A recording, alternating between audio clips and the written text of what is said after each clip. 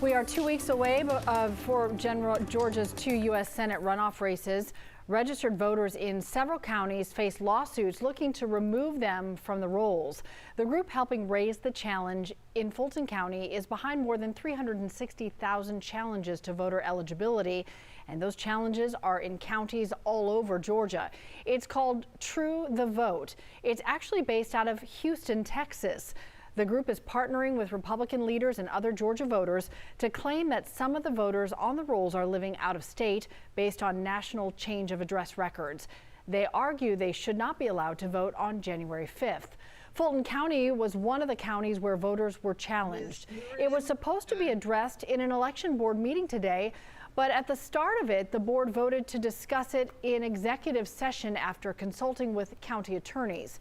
These challenges have been rejected in counties like Cobb, Gwinnett, and Clark because the counties say the national change of address records are not enough proof to justify invalidating voters.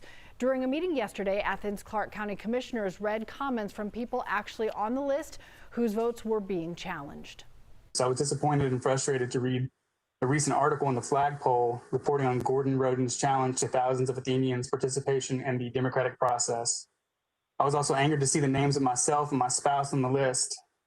I presume that this is because we filed a change of address form in September, although any actual investigation could easily have ascertained that we both continue to maintain our residency in Athens.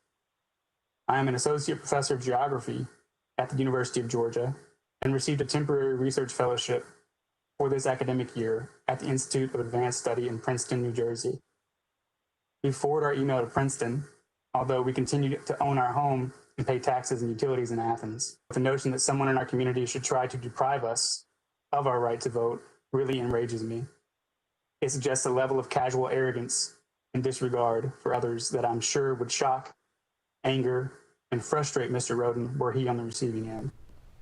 This week, Secretary of State Brad Raffensperger says he used the same change of address database to send letters to 8,000 voters who have requested absentee ballots.